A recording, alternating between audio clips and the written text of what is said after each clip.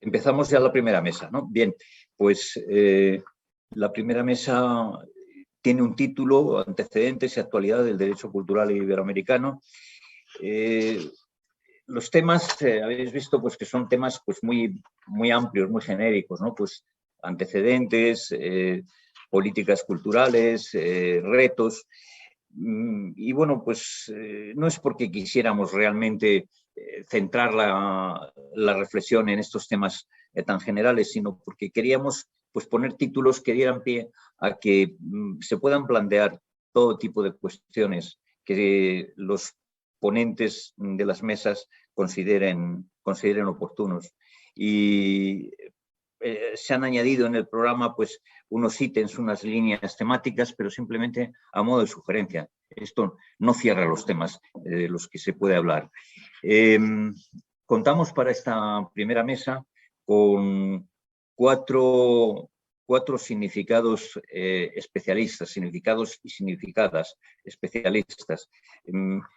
Quiero señalar que hemos intentado ser muy cuidadosos, muy respetuosos, el comité organizador, con la presencia de género, una presencia equilibrada, que es lo que corresponde, porque el congreso anterior, pues cuando uno lo ve, sí había gente muy importante, pero hubo muy poca presencia de... Pero bueno, lo que han cambiado las cosas para bien también es significativo, ¿no? Bien, contamos, digo, con cuatro grandes especialistas, que son Carlos Fernández Liesa, Diana Guerra, Juan Luis Mejía y Raquel Rivera. Voy a hacer una brevísima, porque, bueno, pues uno cuando lo hace más extenso, pues parece que se queda siempre... que queda incompleto. Cuando lo hace más sintético, pues bueno, uno entiende que se ha formulado de otra manera la presentación. Y entonces, pues digo que voy a hacer una muy sintética presentación de los que van a ser ponentes. Voy a hacer todos seguidos ahora, en vez de hacerlo uno a uno cuando les toque intervenir, porque así le damos más fluidez al desarrollo de la mesa. El primer ponente, por el orden de lista que tenemos, va a ser Carlos Fernández Liesa, que además me comunicó que parece que no podrá estar hasta el final de la sesión, que quizás se tenga que levantar un rato antes por obligaciones familiares. Carlos Fernández Liesa es catedrático de Derecho Internacional Público de la Universidad Carlos III, en la que ha desempeñado numerosos cargos académicos. Es un profesor universitario muy de verdad. Ha sido secretario general, vicerrector de la Universidad Carlos III, director del Departamento de Derecho Internacional y también director de un instituto muy relevante de esa universidad, que es el Instituto de Estudios Internacionales Europeos Francisco de Vitoria. La Universidad Carlos III tiene muchos institutos, pero bueno, hay algunos especialmente destacados, y entre ellos está este Instituto Francisco de Vitoria, que por supuesto pues, es un instituto centrado en el tema de el estudio y la investigación sobre el derecho de gentes, el derecho internacional en la terminología actual, y que ha tomado pues, como referencia en su título, en su nombre, ese gran prócer que fue Francisco de Vitoria. Dirige la revista Tiempo y Paz, que es una revista electrónica iberoamericana, y este campo del derecho de la cultura, y en particular el derecho internacional de la cultura, pues le ha interesado desde hace mucho tiempo. Él está incorporado al doctorado y luego al máster de investigación interuniversitario de Derecho de la Cultura, que mantienen la Universidad Carlos III y la UNED desde hace ya muchos años. Lleva ya, pues, yo no sé si desde el principio del todo, pero bueno, lleva por lo menos 15 años vinculado. Y de esto ha sido fruto diversos libros, estudios académicos, trabajos de investigación, entre los que destaco uno que, bueno, pues es referencia en estos momentos, porque no conozco que haya otros en esa misma línea, en esa misma dirección, que hagan un análisis global de la cultura y el derecho internacional. Es un libro que, bueno, pues trata de ser como esos manuales que me refería antes del droit de la culture de Pontier respecto del derecho interno. Pues esto es un manual, un texto referido a la cultura entera desde la perspectiva del derecho internacional. Diana Guerra es peruana, de nacionalidad peruana, no sé si es limeña, me acuerdo ahora, sí. Especialista en gestión y en turismo cultural. Actualmente es consultora de UNESCO Perú y brinda asistencia técnica al Ministerio de Cultura para el proceso de elaboración de una nueva ley del trabajador de arte, proceso en el que he tenido la suerte de conocerla, porque ha sido realmente una experiencia muy grata conocer a Diana, que es desde el punto de vista personal, persona cercana y cálida, y luego pues a mí me ha llamado la atención también su conocimiento, su formación, su inteligencia para enfocar estos temas del arte y la cultura. Ella es docente también de la Universidad Pontificia Católica de Perú y de otros centros universitarios. Y ha dirigido también la carrera de Administración en Turismo de la Universidad de Santiago de Loyola y ha participado también en el sector público de PROMPERÚ, la Comisión de Promoción de Perú para la Exportación y el Turismo. Juan Luis Mejía, bueno, yo creo que es una persona muy conocida, sobre todo en la región y también aquí en España. Pues, ¿qué voy a decir de Juan Luis Mejía? Porque, bueno, a mí me pierde que siento que es un grandísimo amigo. Es una de las cosas que me ha dejado mi dilatada experiencia iberoamericana. Me ha dejado pues grandes amistades, pero si hay una que es especialmente grande, para mí es la de Juan Luis Mejía, por su bonomía y luego por su sabiduría. Es una persona de un conocimiento, de un vasto conocimiento en todos los campos, no solo en los campos jurídicos y, por supuesto, del derecho de la cultura. Y luego, pues, admiro su forma de hablar, de expresarse. Él pertenece a la Academia Colombiana de la Lengua y bueno, pues por méritos más que sobrados. ¿Cuántas conversaciones he disfrutado con él en las que en algunos momentos sentía que estaba más atento a lo que expresaba y a cómo lo expresaba que a los propios contenidos de lo que decía, que eran también sumamente interesantes, como tendréis ocasión de comprobar cuando oigáis su intervención. Él ha pasado en la administración, pues, es decir, que ha sido en la administración cultural, ha empezado como monaguillo y llegó a ministro de Cultura. Ha pasado por todo el proceso, toda la escalera, porque fue subdirector de Patrimonio, primero director por Cultura del Instituto Colombiano de Cultura, cuando todavía no existía el Ministerio de Cultura, director de la Feria del Libro, director de la Biblioteca Nacional de Colombia, y ha sido también rector de una importantísima universidad privada, pero es una de las universidades de referencia de Colombia, en la que ha estado como rector hasta hace muy poco tiempo. Creo que ha sido hasta hace escasamente un año, ¿no?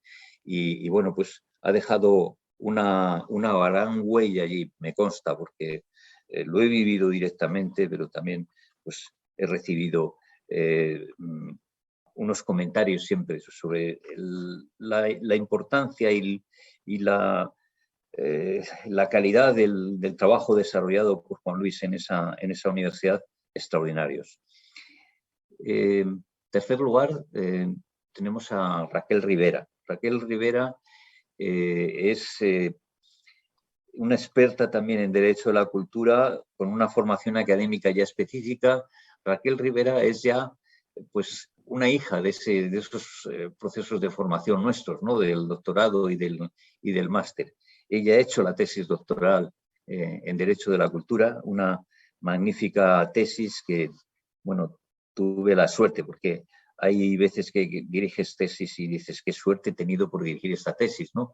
Y bueno, pues tuve la suerte de dirigir, porque es un dechado de una conjunción de pensamiento, de formación filosófica, teórico-artística y jurídica, la que ha fundido, ha combinado, ha amalgamado, ¿no?, en su tesis, que es una tesis sobre el arte sonoro, pero relaciona el arte sonoro con el estado de cultura, con el concepto de estado de cultura. Bueno, estamos deseando que se vea vea la luz pública ese texto, porque estoy seguro que producirá a la gente que nos movemos en este campo, producirá pues una gran satisfacción y entusiasmo, seguro que a mucha gente. Actualmente, bueno, una cosa que tiene Raquel Rivera es que es artista y crea y luego piensa sobre el arte y sobre la cultura. Es decir, que ella pues es música también, es violinista y bueno, pues tiene una carrera, antes de dedicarse a la actividad que le ocupa ahora, que es la de directora gerente de la Fundación y Coro de la Comunidad de Madrid, que es una de las buenas orquestas de España en este momento. Bueno, pues antes de ello y de otras actividades que también desarrolló, pues tenía un dúo Rivera, que con otra persona, con una pianista, pues actuaban en público y con mucho éxito. En este momento es directora del Festival de Arte Sonoro FASE, es un festival que se desarrolla en Madrid, y es miembro también de la Junta Directiva de la Asociación Española de Orquestas Sinfónicas y del Consejo de Cultura de la Comunidad de Madrid. Y bueno, pues con esta síntesis del perfil académico, el currículum que llamamos acá, hoja de vida, como llamáis al otro lado del Atlántico, de las 4 personas que van a intervenir hoy, pues procede que empiecen a hablar ellas. Se ha sugerido, porque los tiempos son bastante limitados, que hablen no más de unos 12 minutos. Luego puede haber ocasión para nuevas intervenciones, pero que hagan una primera intervención de síntesis, aproximadamente unos 12 minutos. Y el orden de intervenciones pues puede ser el que estaba ya en el documento de programa que habéis recibido, y además, bueno, tiene más sentido porque, como expliqué Carlos Fernández Liesa, es posible que no pueda quedarse, no pueda permanecer en toda la sesión. Pues entonces, Carlos, tienes la palabra.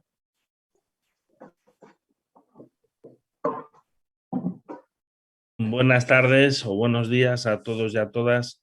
En primer lugar, agradecer, estoy un poco cogido de la voz, pues estoy un poco enfriado. Gracias a Dios sin COVID, acabo de hacer la prueba, pero con buen trancazo, ¿no? En primer lugar, agradecerte, Jesús, como siempre, la confianza, la invitación y sobre todo el apoyo a estos temas, el impulso y la renovación sobre un tema como es la cultura y el derecho, en el cual pues eres un alma mater y una persona pues que desde su tesis doctoral sobre Constitución y Cultura, una excelente tesis que por cierto me releí el otro día para impartir la clase en el doctorado o en el máster en Derecho a la Cultura, pues me releí al menos en parte, y que recomiendo a aquel que no la haya leído, pues que desde entonces ya hace casi 40 años, ¿no, Jesús? No tanto. Aunque no lo parezcas, aunque no lo parezca. No, es del 90, 30, que ya son años. 30, pero desde que la empezaste casi 40, ¿no? Sí. ¿No? O sea, llevas... Bueno, como no tenemos tiempo, no cuento una da igual, anécdota de mi hijo, pero bueno. Llevas trabajando la cultura desde hace mucho tiempo y muy fértilmente, y sobre todo, más que por cantidad de tiempo, por calidad de análisis, que yo creo que es lo más importante. Y en ese sentido has logrado aunar a personas de tu especialidad, pero también a personas de otras ramas del derecho, como es mi caso, ¿no? Que de alguna manera pues nos interesamos en ese mundo del derecho y de la cultura, pues hace menos tiempo, pero vamos, hace ya pues 17, 18 años que empecé a trabajar el tema. Contigo, como recordarás, pidiendo algunos proyectos de investigación I+D, en la época de las vacas gordas, ¿no? Donde daban pues más apoyo que el que es hoy, ¿no? Desde entonces, pues a mí también me picó esa semilla de la cultura y creo que es un tema precioso, pues, para dedicar a la enseñanza, a la investigación, a la reflexión. Bien, no me enrollo más. Agradecer también a la Fundación Gabeiras, a Isabel Ramos y a las otras personas pues, que habéis organizado esta jornada, y espero que ese futuro congreso de dentro de un año, año y medio, pues sea un congreso de éxito ya sin pandemia o con escaso impacto de la pandemia. Yo como internacionalista, y en los pocos minutos que tengo, pues hacer a lo mejor 2 o 3 reflexiones, ¿no? Una sería la reflexión de que la cultura pues era un tema que en el derecho internacional, en lo que Jesús Prieto ha llamado derecho de gentes, pues eso no existía. Es decir, era algo, pudiéramos decir, que el derecho era ajeno a la cultura, era neutral a la cultura o no tocaba tan apenas este tema de la cultura. El derecho internacional se ocupaba de otros temas, ¿no? De fronteras, de tratados, de guerras, de diplomacia, de cuestiones pues más clásicas, ¿no? Pero igual que pasa en los derechos humanos, también pasaba en el derecho internacional, que cuando llegabas a la cultura o a los temas culturales, pues ya eso no era propio del derecho internacional. Por eso cuando vemos los libros de derecho internacional, incluso los de ahora, los manuales, realmente no hay un derecho internacional de la cultura en casi ninguno. Hay un derecho del mar, un derecho del espacio aéreo, un derecho de los tratados, incluso derechos humanos. Es decir, hay regímenes de cooperación en otros temas, pero en cultura, pues es, si acaso, uno de los más recientes, de los más huérfanos de desarrollo intelectual y de reflexión. En todo caso, pues yo me he metido ahí hace ya pues unos cuantos años, y desde luego que en un esfuerzo colectivo pues cada vez hay más reflexiones, más dogmática, más práctica internacional, más interés, y hoy en día yo creo que sí que se puede hablar de ese derecho internacional de la cultura, en el cual pues hay unos principios propios, hay unas normas propias y hay unos debates. Los debates, pues hoy en día, pues son como antes, básicamente sobre la tensión que hay entre el universalismo cultural y el nacionalismo cultural, o sobre cuál debe ser el papel de la identidad en la sociedad nacional e internacional, o cuál debe ser la protección o el grado de protección que se le da a las industrias, a los bienes culturales, es decir, lo que sería el debate entre proteccionismo cultural y liberalismo cultural, ¿no?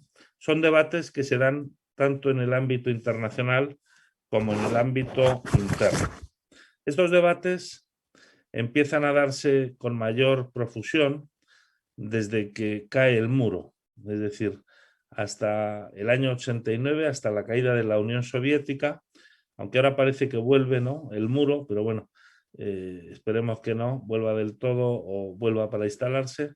Una vez que cae el muro, renace la cultura, ¿no? Se produce el renacimiento de la cultura. Es decir, desde la Segunda Guerra Mundial hasta la caída del muro, el mundo había estado bajo la geopolítica del conflicto este-oeste, y cuando se produce este desvanecimiento de la Guerra Fría, se producen dos fenómenos. Por un lado, el nacionalismo en conflictos como los de los Balcanes o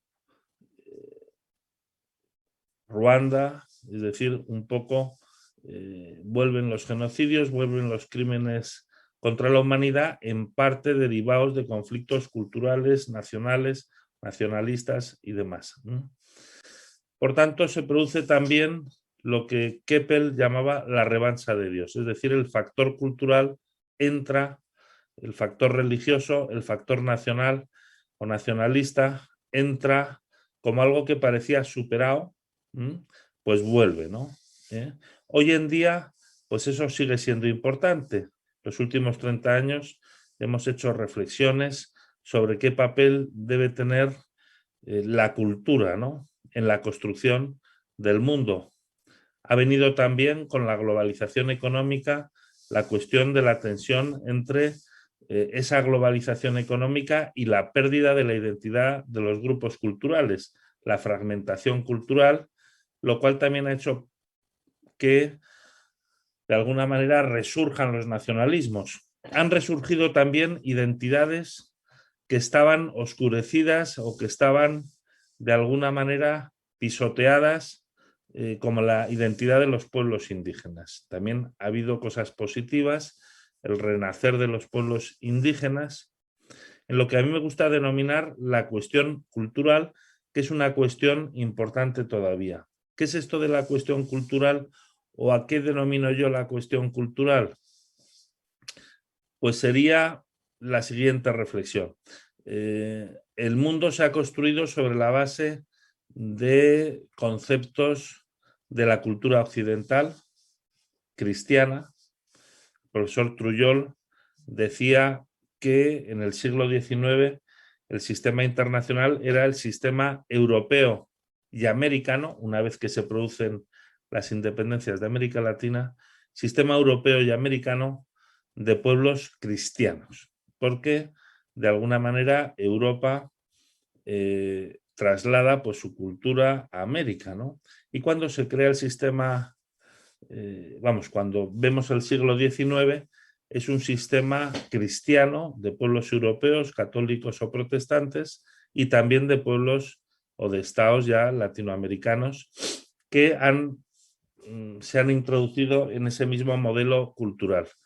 Claro, en el siglo XIX se produce también la universalización a través del imperialismo, es decir, los grandes imperios europeos, lo que ya no habían conquistado antes, que habían conquistado gran parte del mundo, pues lo conquistan, ¿no? Se reparte en África, aparte del reparto de Asia o la colonización de Asia.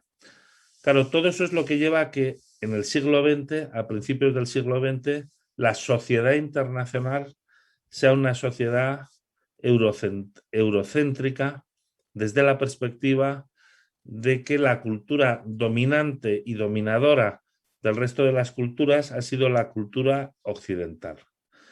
En el último siglo y sobre todo en las últimas décadas, sobre todo desde la descolonización es un proceso de los años 60, como saben, sobre todo, ¿no?, en gran parte, claro, nos encontramos con una universalización, es decir, con que el mundo ya se compone de 194 estados, pero a pesar de que son 194 estados, los mimbres, el tejido, los conceptos de las instituciones internacionales, de los grandes tratados internacionales, pues no son resultado de un diálogo intercultural, de un diálogo entre iguales, sino que más bien son el resultado, pues, de esa dominación de Occidente o de la cultura occidental sobre el resto de las culturas.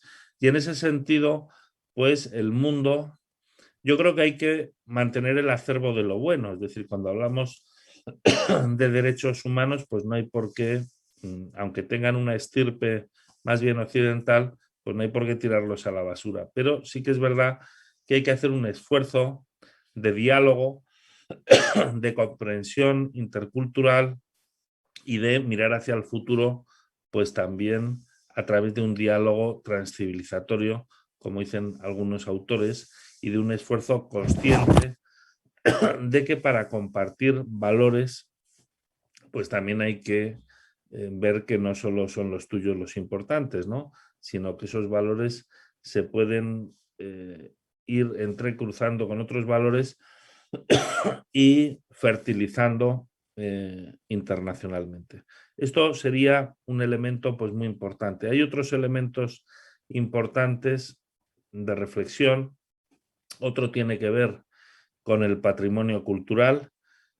cómo ha cambiado en el marco de la UNESCO y de los grandes convenios de la UNESCO de patrimonio inmaterial, ¿no? De diversidad cultural, de patrimonio subacuático, aparte de los clásicos convenios del 72, ¿no? De patrimonio cultural y natural, cómo eso ha ido transformando la idea de patrimonio de la humanidad y la ha ido enriqueciendo y ha ido también haciendo que los estados, en el caso de España, por ejemplo, pues vayan también a su vez enriqueciendo esa idea de qué es el patrimonio, no solo ladrillos, no solo piedras, no solo el patrimonio arquitectónico y más clásico, sino pues ha habido una evolución de la idea de patrimonio que es muy enriquecedora. El derecho internacional pues ha liderado ese cambio en la UNESCO y también está liderando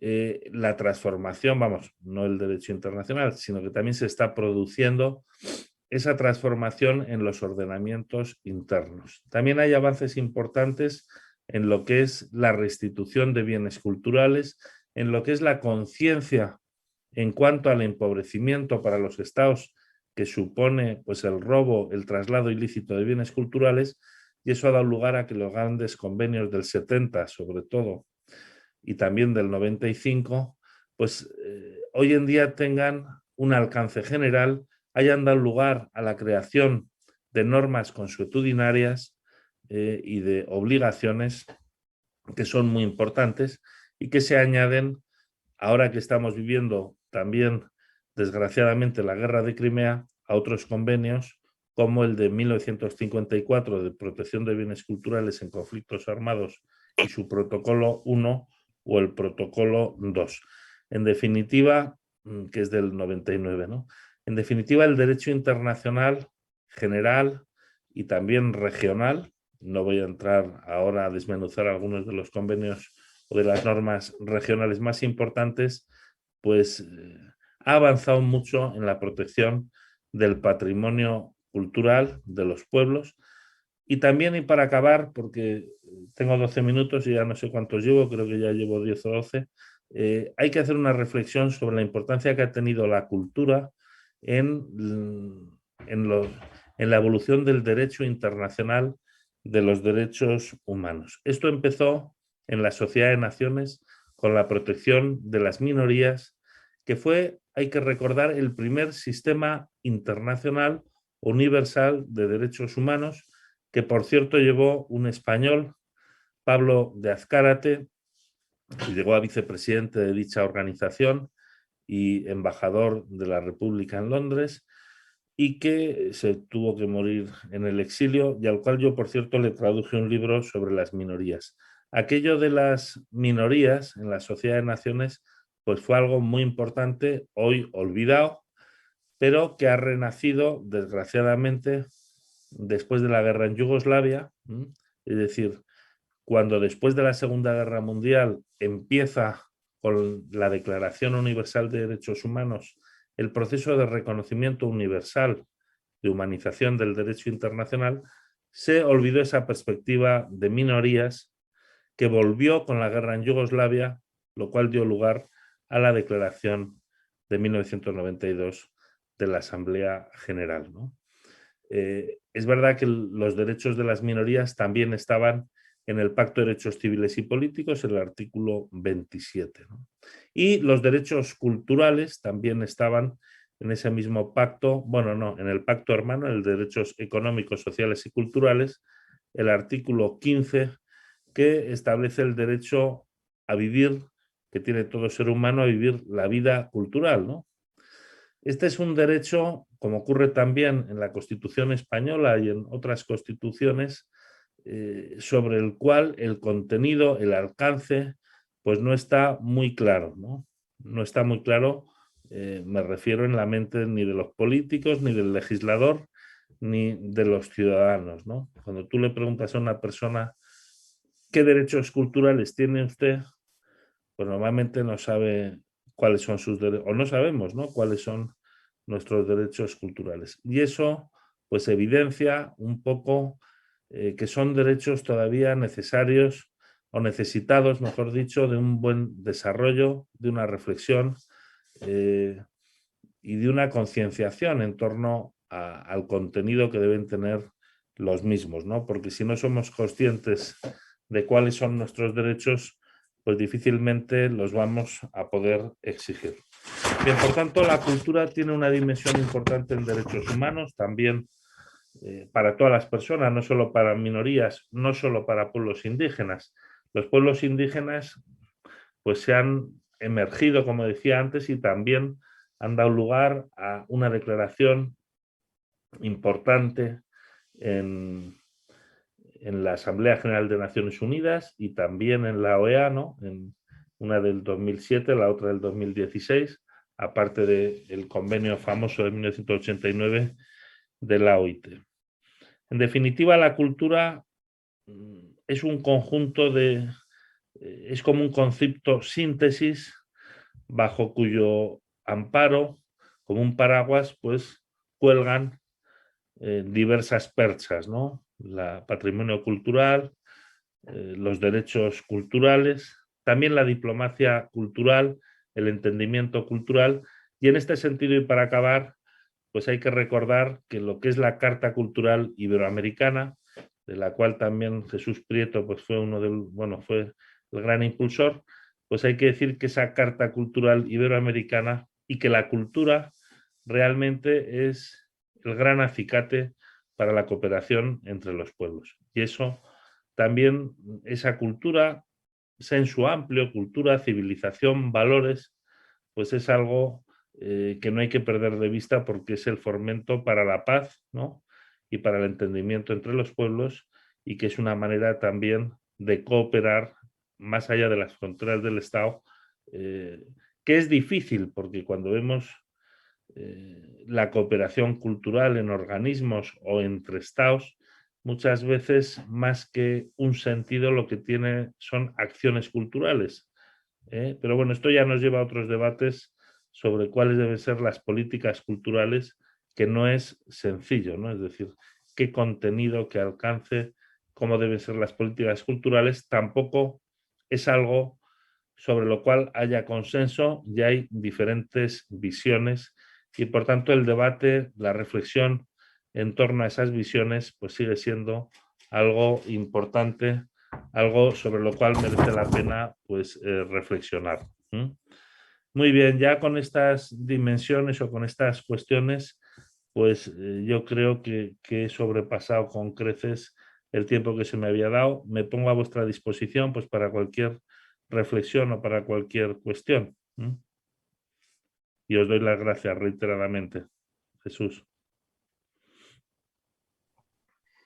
Muchas gracias, Carlos, por este esfuerzo de síntesis que has hecho de introducir en un tiempo tan pequeño toda la evolución de la construcción del derecho internacional de la cultura. Es verdad que te has desbordado un poco en el tiempo, pero comprendo que es muy difícil. De todas maneras, voy a convenir con los demás que vais a hablar que quizás es que a mí me resulta muy difícil en el papel de moderador pues tomar la palabra y decir que ya ha finalizado el tiempo. Eso no lo puedo hacer. Pero bueno, quizás a lo mejor si os haga una señal en la pantalla, ¿no? Pues con la mano, ¿no? Cuando falten 2, 3 minutos. He tenido una omisión antes en la presentación que hice de vosotros, que no he presentado a otra persona que está haciendo también un papel muy importante para el registro de todo lo que aquí se va a expresar en esta mesa, que es Rocío Mena. Rocío Mena, a la que veis en pantalla también, pues es una abogada especialista en Derecho a la Cultura, muy joven, pero muy brillante. Es de origen chileno, aunque bueno, pues realmente naturalizada en España. Entonces, pues quería dejar también constancia de su aportación.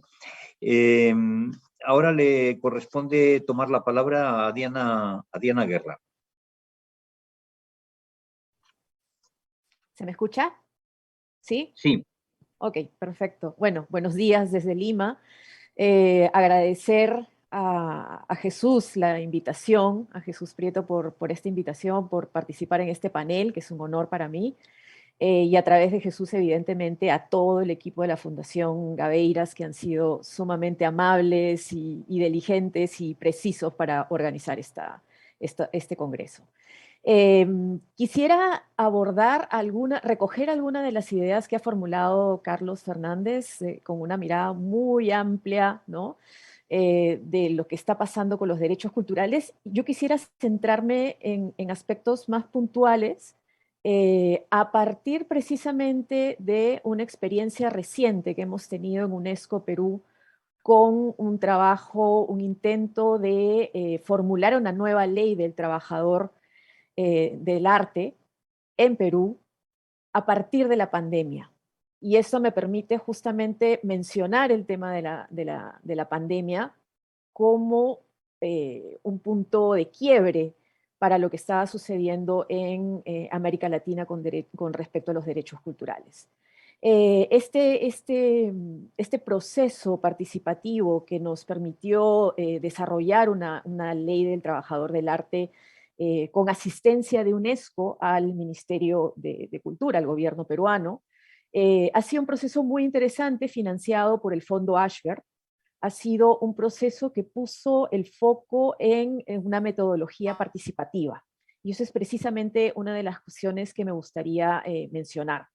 Porque cuando Carlos hablaba de las minorías, y cómo las minorías, digamos, era un tema pendiente, sobre todo en países latinoamericanos, recordaba en nuestro proceso, en el proceso que tuvimos en Perú durante todo el año 2021, lo difícil que fue incorporar a estas, ojo que yo siempre he pensado que en el ámbito andino, Perú, Ecuador, Bolivia, no sé si podríamos hablar de minorías o más bien de mayorías, ¿no? De estos grupos históricamente olvidados, marginados, los grupos indígenas.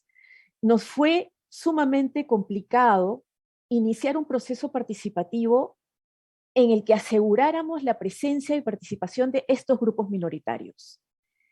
Se nos presentaron varios retos.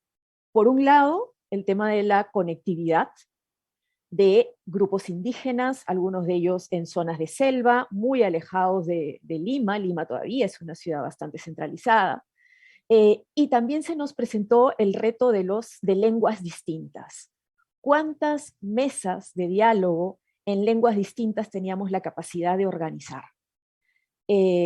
¿Cuántos esfuerzos de traducción y cuánta gente que manejara estas más de 40 lenguas que tenemos en el Perú?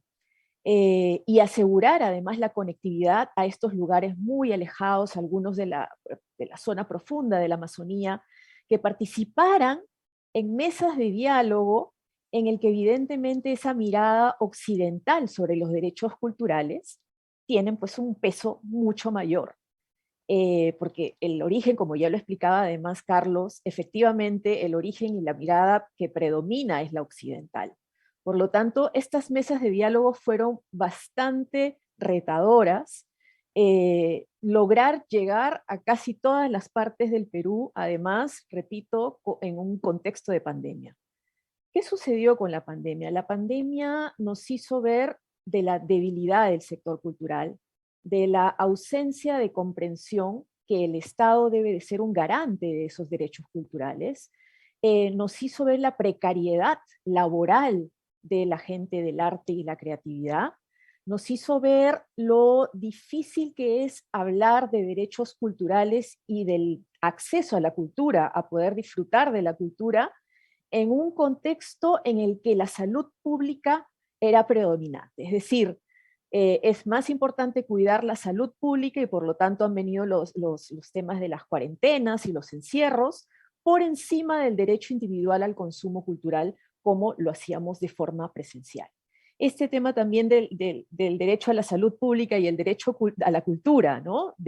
Nosotros vemos la reactivación de muchos festivales en Europa, de muchos festivales de música, de arte, de cine en Europa, en el cual una de las condiciones primeras para poder asistir asistir, para que el público pueda asistir, es tener las 3 vacunas. Y ustedes, creo que todos en esta mesa somos conscientes de la disparidad que ha habido también en el tema de las vacunas, y cómo los países, muchas veces los países, por ejemplo, latinoamericanos, hemos estado un poco por detrás de los procesos de vacunación, y por lo tanto eso nos impide no solo entrar a determinados países hoy día, sino también al consumo de la cultura. Entonces, hay varios temas que han salido a partir de la pandemia, que ha reflejado la fragilidad, repito, de los derechos culturales y de un Estado que garantice. Todavía tenemos las discusiones de, ¿es el Estado el que debe de entrar a hablar de derechos culturales? ¿Es el Estado el que debe de asegurar estos derechos culturales a toda la población? ¿O es un tema que debemos dejar, porque todavía está evidentemente muy fuerte el discurso del libre mercado, si esto es algo que debemos de dejar a las grandes industrias, a las industrias culturales, ¿no? Eso todavía está en debate, todavía se cuestiona la participación del Estado en los derechos culturales, y esos son los retos que tenemos en América Latina.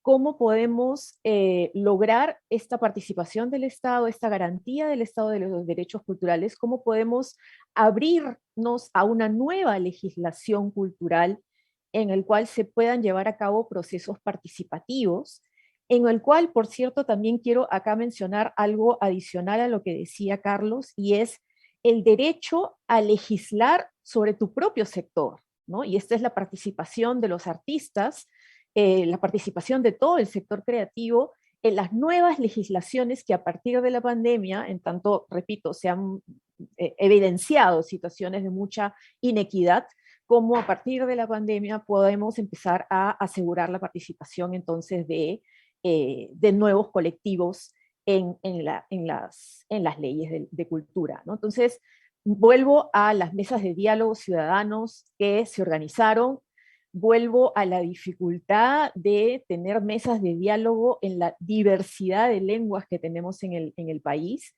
al reto de sistematizar la información, de asegurarnos cuáles son los elementos que podían ser recogidos en una nueva ley, y cómo íbamos a mirar hacia el futuro también, por supuesto, en posibles situaciones que pudieran nuevamente ponernos en la situación de salud pública versus el derecho al consumo y a la actuación en la cultura, ¿no? Creo que uno de los, ya para ir cerrando, uno de los grandes también ejemplos y retos que nos ha dejado el proceso que vivimos en Perú tiene que ver con la intersectorialidad, es decir, cómo el sector cultural, cómo el Ministerio de Cultura puede emprender un proceso de una nueva legislación. Ahí, ojo, que seguimos todavía con cierta dispersión de leyes en cultura.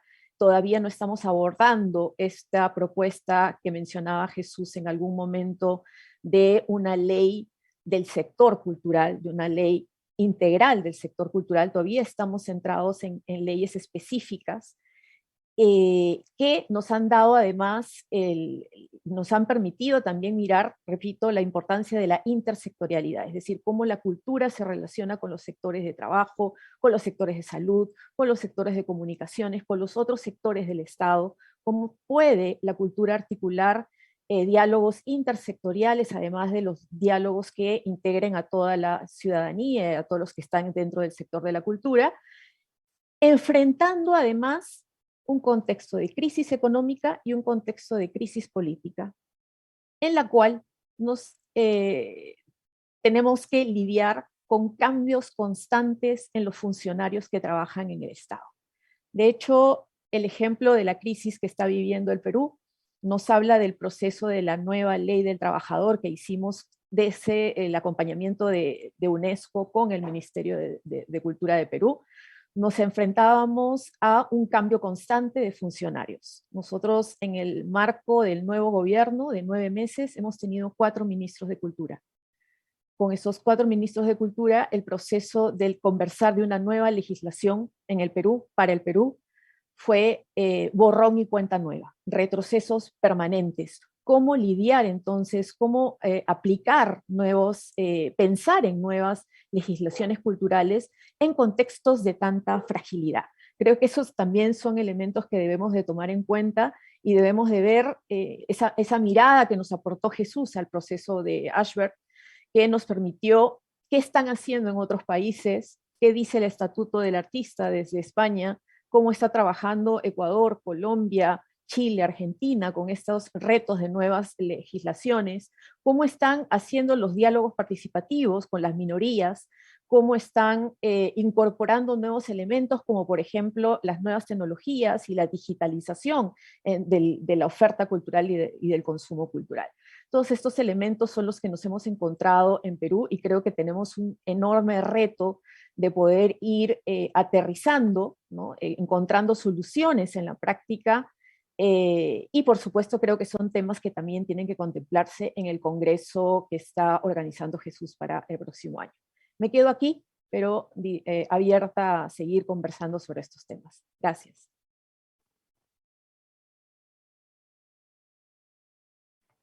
Muchas gracias, Diana, por la concisión y ese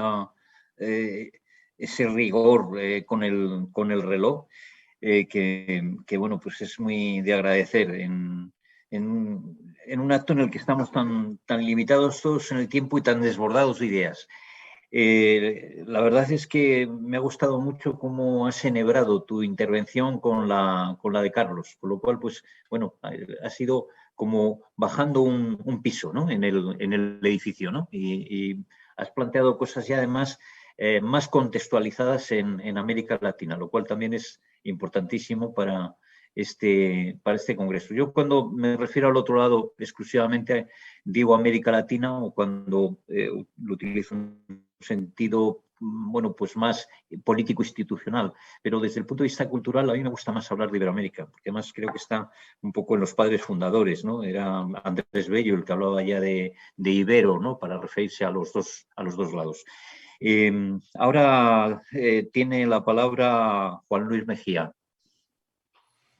Muy buenos días desde Medellín, buenas tardes en España. Un agradecimiento a Roger y a Jesús por esta invitación, un saludo especial para mis compañeros de mesa, para Diana, para Raquel, para el profesor Carlos Fernández, una gratitud a Isa por todo su apoyo y un saludo muy especial a mi amigo entrañable Honorio que veo entre los asistentes. Voy a seguir la línea también del profesor Fernández. Podemos partir de lo que llamamos el constitucionalismo americano implícito, donde la cultura no aparece explícitamente en los textos constitucionales, salvo pues la Constitución del 17 de México, etcétera, pero los estados americanos estaban basados alrededor de ese mito fundacional de que nos hablaba Carlos, de que éramos naciones blancas cristianas que hablábamos español y con base en eso se estructuraron los estados. Ese mito fundacional empieza a ponerse en duda en los años 80, desde un poco antes, como dice Carlos, luego del proceso de descolonización, el tema de la identidad cultural surge de manera palpable y yo creo que tiene su punto culminante en la Conferencia de Cultura de México del 82, donde el tema de la diversidad y de la diversidad cultural es como el leitmotiv de todo el eje. Y ese tema de la diversidad empieza a minar, dijéramos, las instituciones sobre las cuales estaban estructurados estos estados y la misma concepción del Estado. Entonces, a partir de los años 80 y teniendo mucho como ejemplo a Canadá y su política de multiculturalismo, empiezan a escribirse constituciones en América en donde la diversidad emerge.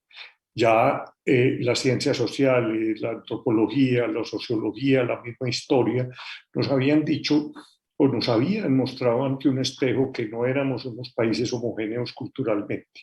Y empiezan a desplegarse todas las constituciones, dijéramos, explícitamente culturales, que empieza con la Constitución de Guatemala de 1985 y que no ha terminado porque vemos que en este momento uno de los grandes debates que se están dando en América es precisamente la constituyente chilena, en donde van un paso más allá, sobre todo a partir de la Constitución de Bolivia del año 2009, donde ya no solamente se reconocen los estados desde la diversidad, sino como estados plurinacionales.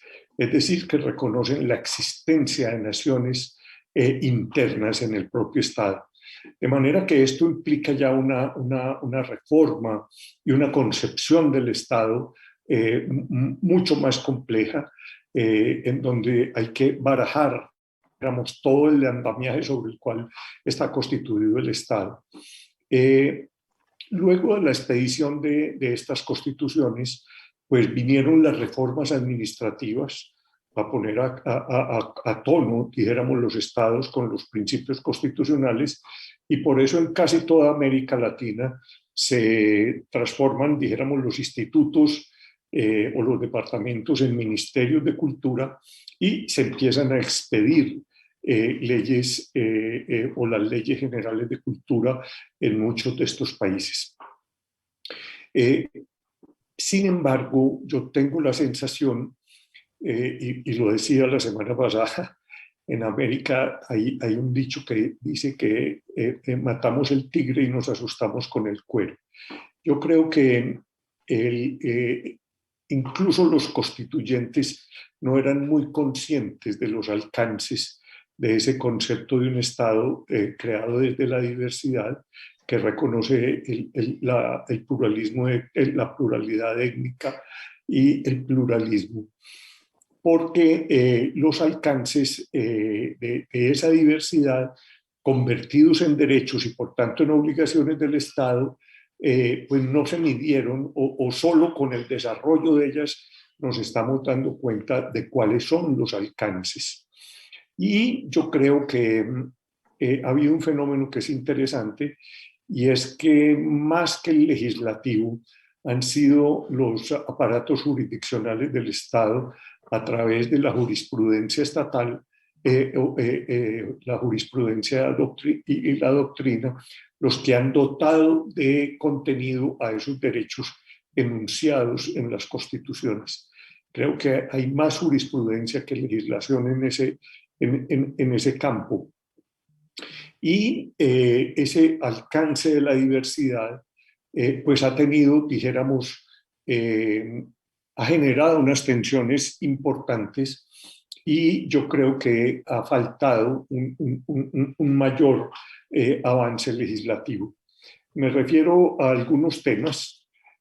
Por ejemplo, se reconoce dentro de los derechos culturales el derecho al idioma, el derecho a la cultura, el derecho al territorio, y en muchas partes de América hemos visto cómo entran en choque principios, dijéramos, del anterior Estado con el nuevo Estado. Me refiero, por ejemplo, a las tensiones en el reconocimiento de los territorios indígenas, pero se conserva el concepto de que el Estado es el dueño del subsuelo. Y eso nos damos cuenta de esas tensiones, a pesar de que casi todos estos estados, Carlos, han adoptado la resolución 169 de la OIT, que implica la consulta previa de las comunidades sobre los cuales se van a desarrollar grandes proyectos, pero sin embargo vemos las tensiones que se dan si el concepto de reconocimiento de territorio incluye o no el subsuelo e incluso el espacio aéreo. Ahí empezamos a encontrar unas tensiones muy fuertes en la nueva concepción del Estado o en la concepción decimonónica del Estado. Encontramos también grandes dificultades, aunque ha habido grandes avances, por ejemplo, en el reconocimiento de las jurisdicciones especiales, de las jurisdicciones indígenas especiales, que reconocen muchas constituciones, y sobre todo las de los estados plurinacionales, las jurisdicciones indígenas tradicionales, que tienen como límite los derechos humanos, pero que sin embargo generan unas tensiones muy fuertes. Por ejemplo, los castigos físicos, los azotes, el cepo, etcétera, que generan también dificultades importantes. Lo otro, y es a donde existe un gran desarrollo, pero yo creo que todavía falta una gran conceptualización, y es ese tránsito, como decía Carlos, del patrimonio material al patrimonio inmaterial.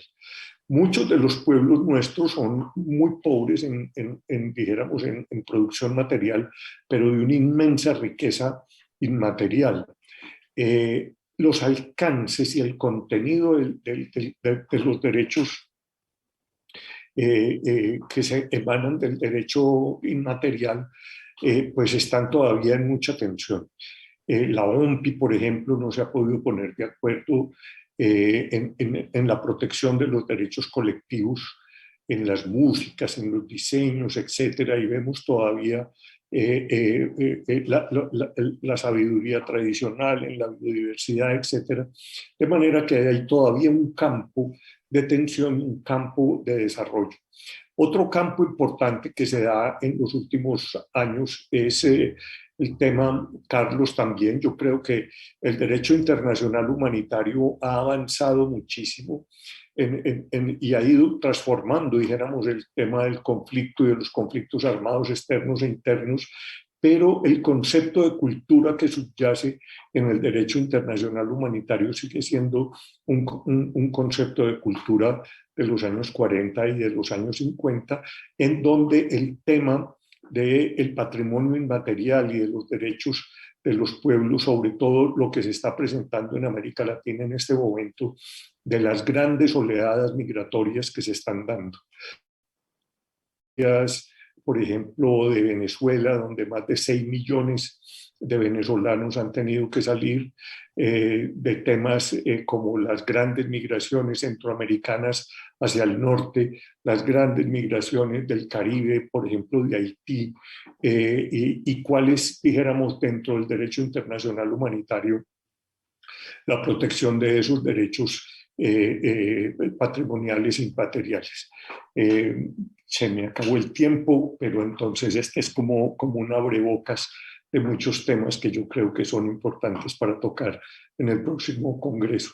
Reitero mi gratitud por esta invitación. Bueno, y bueno, Juan, si tienes algo que pienses que no debes dejar de decir, dilo, ¿no? No, yo creo que está. Y lo otro importante que quería conversar con Carlos era la incorporación de muchos documentos del derecho internacional a lo que se llama el bloque constitucional en América, como muchos acuerdos y tratados internacionales han venido siendo incorporados en lo que denominamos el bloque constitucional, lo que abre también, como son, por ejemplo, las resoluciones de la OIT, las convenciones del patrimonio inmaterial, las convenciones del patrimonio subacuático, etcétera, que yo creo que empiezan a tener una gran importancia en las legislaciones internas. Muchas gracias, Juan, por esta reflexión tan infundiosa, tan interesante, y que además, bueno, parece como que hubierais hablado previamente y os hubierais puesto de acuerdo en cómo ibais a ir interviniendo, porque lleva un continuo, ¿no? Vais hilando uno con otro.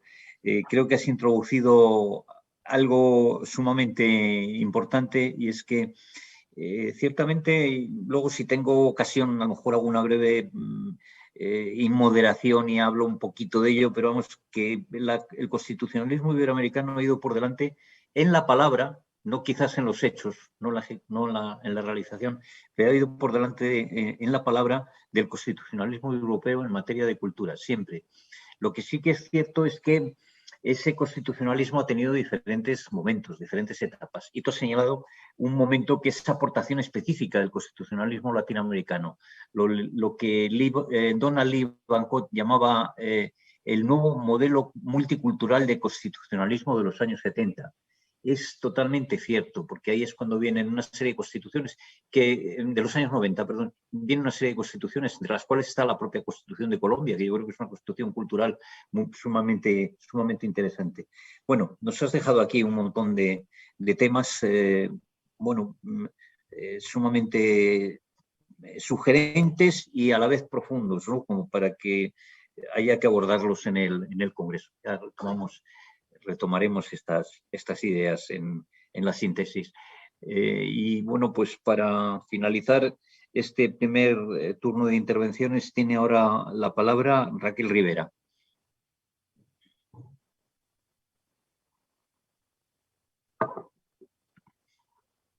Buenas tardes, buenos días a los que estáis al otro lado del Atlántico, buen día. En primer lugar, y bueno, me voy a poner un cronómetro para ser fiel a esta organización prusiana de la Fundación Gabeiras, a la que agradezco enormemente la invitación a intervenir en este foro, a Roger de Deu, a Patricia, a Isabel Ramos por toda esta organización y a todo el equipo, muchísimas gracias. Y gracias a Jesús Prieto de Miurgo, ¿no?, de estas jornadas preparatorias del Congreso.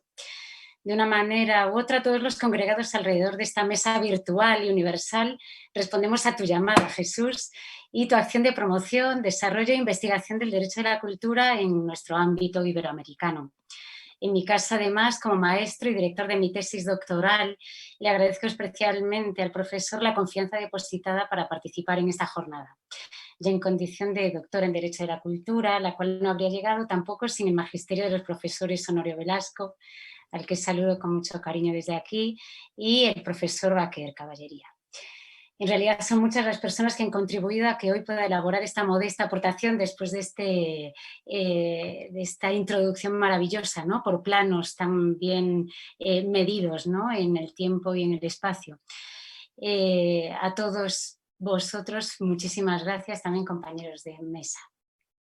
Para ser fiel al diseño de la misma y al mejor aprovechamiento del tiempo, me voy a centrar en la nueva institucionalidad y derechos culturales. Parecería a priori que una institución cultural se circunscribe a la administración de cultura en un terreno práctico, mientras que los derechos culturales quedarían circunscritos a una orientación teórica y doctrinal.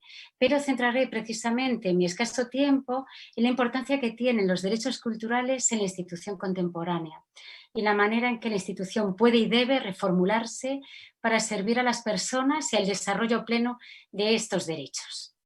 O también se podría plantear de otro modo, y es que en estos 23 años de andadura del derecho de la cultura como especialidad, tomando como pistoletazo de salida el primer Congreso de Derecho de la Cultura en el año 99, ha habido un deslizamiento de la gestión cultural desde la gestión de la cultura en su acepción tradicional a una gestión institucional de la cultura con una mirada más amplia y que tiende a aproximarse al concepto antropológico de la cultura y, como ya hemos visto, hacia esta mirada hacia la diversidad, ¿no?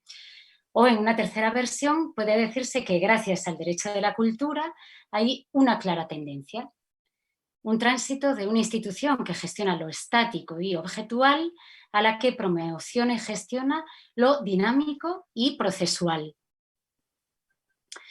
Como ya se ha apuntado en las intervenciones anteriores y vamos a poder ver ampliamente desarrollado a lo largo de las jornadas, se pueden atisbar ya diferentes fases de la evolución disciplinar y podemos atisbar una primera fase constitucional, como justamente acabamos de escuchar, en la que se sientan las bases de una manera generalizada, ¿no?, de los derechos culturales y que en el ámbito iberoamericano se concreta en forma de constituciones culturales, ¿no?, de este bloque constitucional en América en sentido propio, o es decir, de un conjunto armónico de contenidos culturales, ¿no?, en el sentido de constitución cultural, y de otra fase legislativa o de aterrizaje en instrumentos normativos de estos derechos culturales.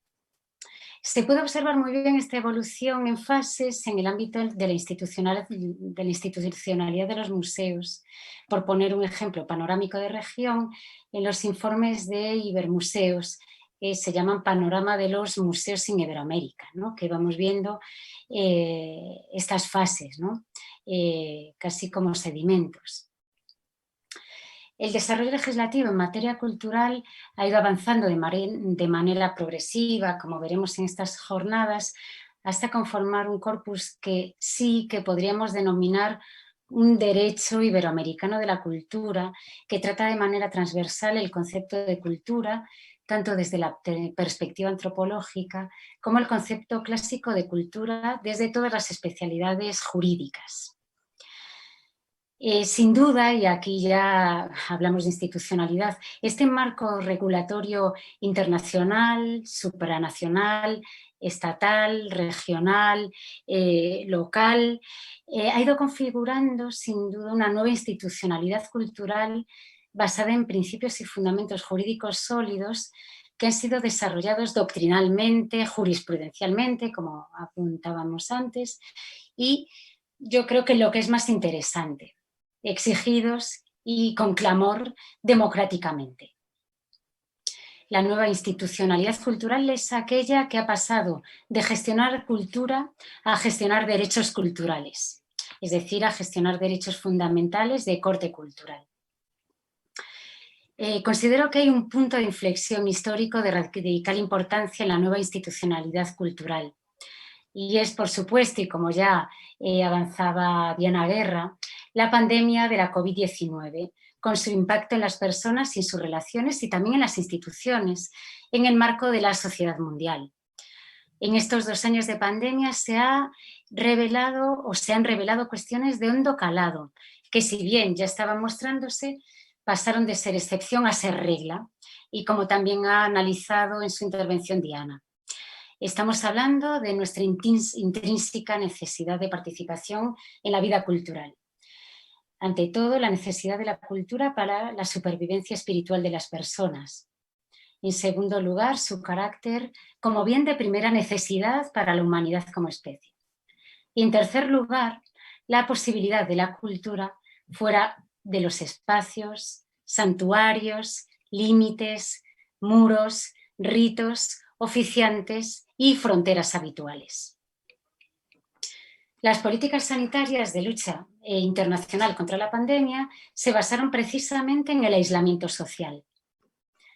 La superación o intento de superación de las barreras físicas y medidas de aislamiento se pudieron dar merced al disfrute colectivo de bienes culturales a través de soportes digitales y redes sociales.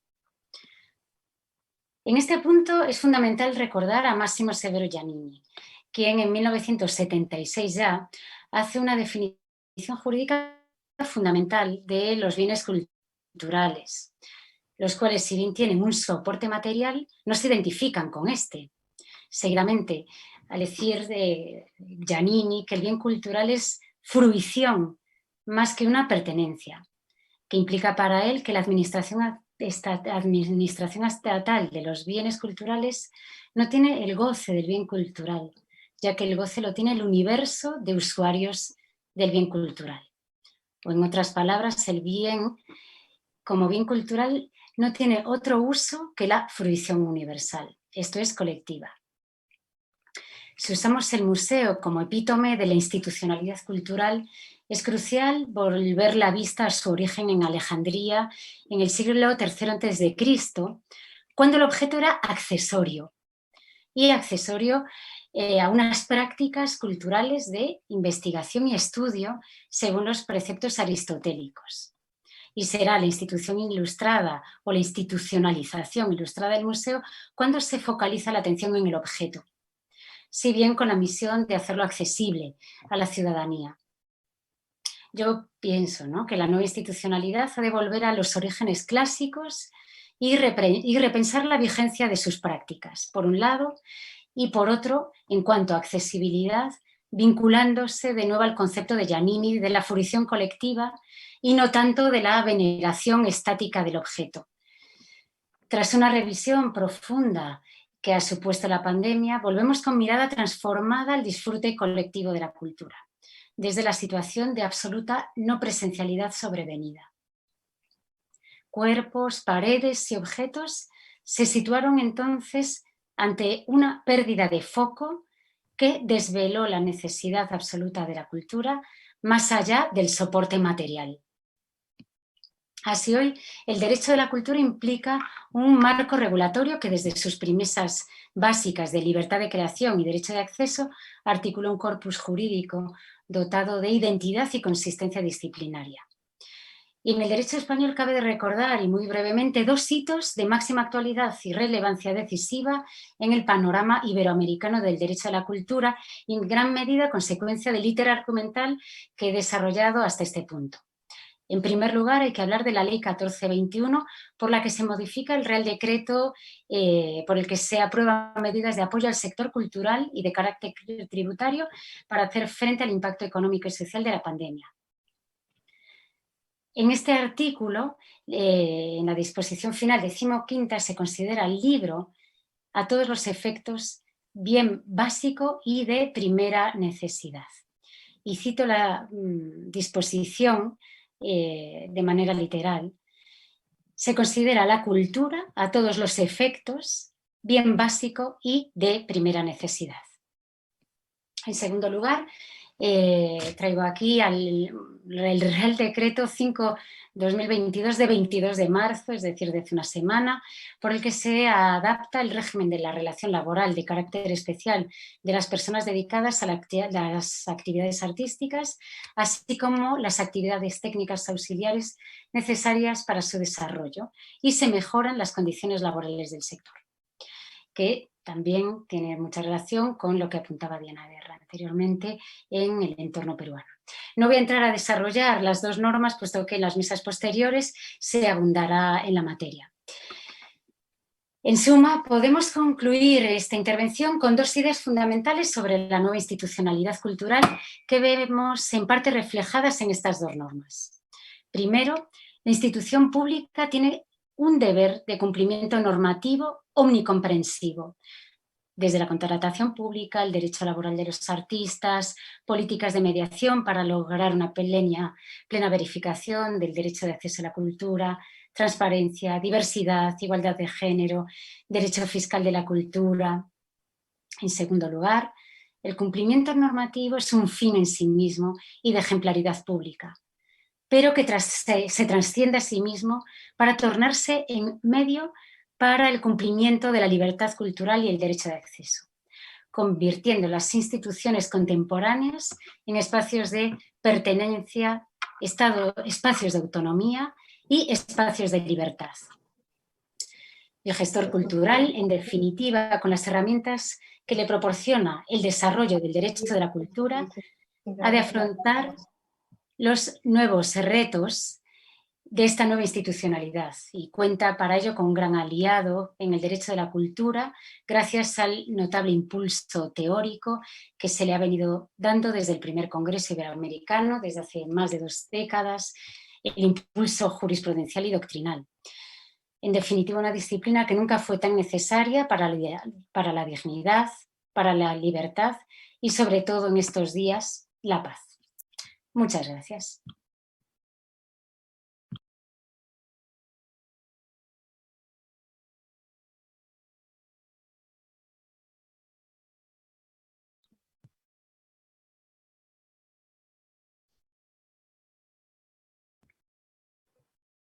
Muchas gracias, Raquel. Qué exposición tan redonda y precisa has hecho y también muy conectada con todo lo anterior. Ahora destacaría, bueno, pues este elemento que has añadido al final del cumplimiento normativo. Yo dije que a lo mejor hacía una pequeña intervención, porque ahora vamos a dar la palabra a un grupo de invitados que hay que, bueno, pedimos que sean intervenciones muy breves y que si consideran que no pueden hacer las intervenciones de palabra de forma tan breve, muy breves porque es que tenemos el tiempo limitado de poco más de media hora, 40 minutos, ¿no? Bien, pues que tienen abierto el chat y lo tiene abierto todo el mundo también que participa, que está asistiendo hoy a esta sesión. Yo quería hacer una pequeña reflexión un poco, bueno, pues como un complemento a lo que se ha expuesto, porque la sesión es de antecedentes y actualidad del derecho cultural iberoamericano. Y quería dejar algunas ideas ahí de forma muy sintética, también muy breve. En lo que se refiere a los antecedentes, se ha ido señalando por los intervinientes, principalmente por Juan Luis Mejía y por Diana Guerra, que bueno, aquí hay una trayectoria larga. Yo quería ahondar un poco más y decir que realmente Iberoamérica, y lo utilizo en el sentido cultural que decía antes, cuando me refiero pues, a los países del lado de allá del Atlántico y del lado de acá, es decir, también a Portugal y España, ha ido por delante en el constitucionalismo cultural en el mundo, porque ciertamente ahí es donde se emplea por primera vez la palabra cultura en la Constitución de México en 1917, con un valor incidental, pero bueno, luego es la Constitución española en 1931 la que da un salto porque introduce, sin utilizar todavía el concepto, la cultura dentro de los derechos fundamentales y declara la cultura algo que hoy estamos buscando en los textos legales, en los textos constitucionales, un servicio y atribución esencial, dice, de la República en aquel momento. Y bueno, pues ahí hay una importancia grande en el lenguaje de los textos constitucionales. Además, pues hay un planteamiento muy amplio, muy variado, porque no solo se habla de cultura de forma global, sino de las materias culturales, de patrimonio, de cinematografía, de arte, de ciencia, técnica, literatura. Se habla de muchas cosas. Son ricos esos textos en el lenguaje.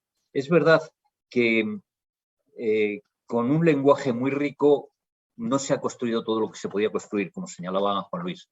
Los constituyentes nunca supieron, antes de que llegara ese modelo del multiculturalismo cultural constitucional al que se refería Van Gogh, que citaba antes, y después también. No supieron, no previeron, ¿no? Lo que eso podía dar de sí. Ciertamente un país como Francia en Europa, pues con una constitución, la de 1958, que toma como preámbulo propio la de 1948, en el que se hablaba muy tempranamente, fue bastante adelantado también en ese momento, fue un texto bastante adelantado en ese momento, se hablaba del derecho a la cultura, del derecho institucional a la cultura, y con eso pues han construido el sistema institucional cultural moderno más, pues, más importante, más grande del mundo. Pero bueno, quería destacar esto. Las constituciones de México, ya desde el inicio española del 31, la Segunda República, de unos avances extraordinarios en relación con la cultura y los derechos culturales.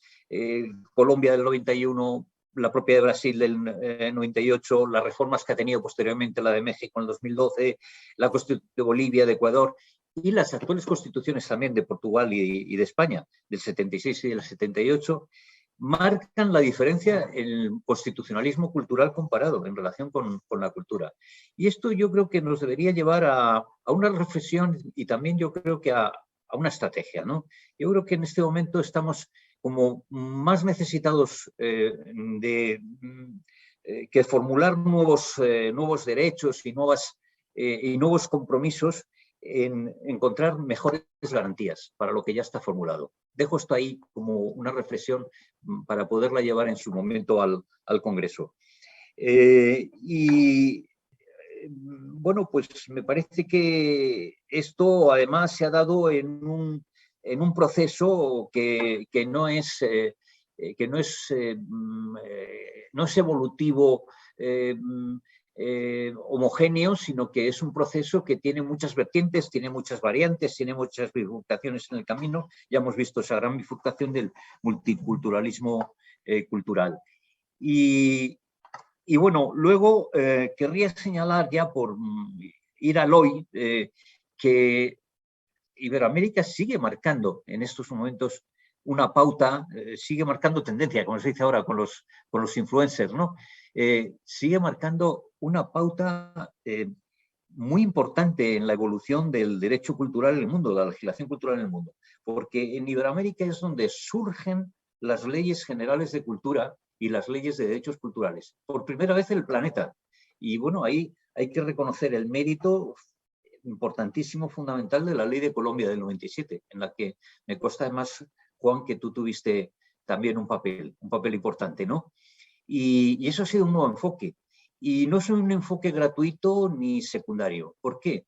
Pues porque desde el momento en el que las constituciones y los textos internacionales empezaron a incorporar el concepto de cultura, la cultura como un todo integral, en sus textos, se produjo un desfase entre los textos y la legislación que venía después. Ahí había un salto enorme porque de esos textos que proclamaban los principios de pluralismo, de libertad, de diversidad, en nombre de la cultura entera, luego se iban troceando en regulaciones del cine, del libro, del teatro, de la música, del patrimonio subacuático, y bueno, eso no funciona. Ahí hace falta algo, hace falta un escalón intermedio, y eso es lo que entendieron en América Latina, ¿no? Que ese escalón era muy importante para bajar esa escalera sin caerse, sin darse un salto, sin dar un salto excesivo. Y bueno, pues ahora en España estamos entrando también como proceso iberoamericano en esa línea. Navarra tiene en estos momentos una ley de cultura y de derechos culturales. Hubo un intento que se quedó en proyecto hace años en el País Vasco también. En estos momentos, pues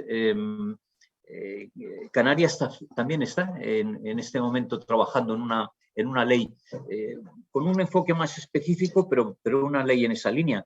Y me consta que hay otras iniciativas. Entonces yo creo que esto lo debemos tener en cuenta y lo debemos saber valorar. Y es porque, y ya con esto termino, creo que en el ámbito iberoamericano los grandes pensadores, el gran pensamiento ha sido un pensamiento muy cultural. Y todo esto ha influido, ha irradiado su retórica a los textos constitucionales, los ha impregnado al final. Sé que esto es, bueno, un tema para hablar despacio, que puede ser debatible, puede ser discutible, pero lo dejo ahí. A mí me gustaría dejarlo, bueno, pues como una aportación al Congreso. En todo caso, esto lo deberíamos valorar en positivo, porque al final no estamos aquí los especialistas de Derecho a la Cultura para, bueno, pues reconocernos satisfacciones porque, bueno, pues trabajamos un campo que resulta muy interesante, muy bonito desde el punto de vista jurídico, sino porque estamos aquí porque de verdad queremos comprometernos con, bueno, pues con un mayor bienestar, con un mayor disfrute de los ciudadanos y, como decía Raquel, al final la cultura y las libertades culturales son las que iluminan y las que mejoran el ejercicio del resto de las libertades, porque desde el conocimiento, desde la sensibilidad, por supuesto que vamos a ejercitar también mejor el resto de los derechos fundamentales y las libertades. Bueno, no quiero extenderme más porque abuso excesivamente como moderador. Y bueno, pues ahora estas personas que están invitadas ahí, que pueden intervenir, que les pedimos que vayan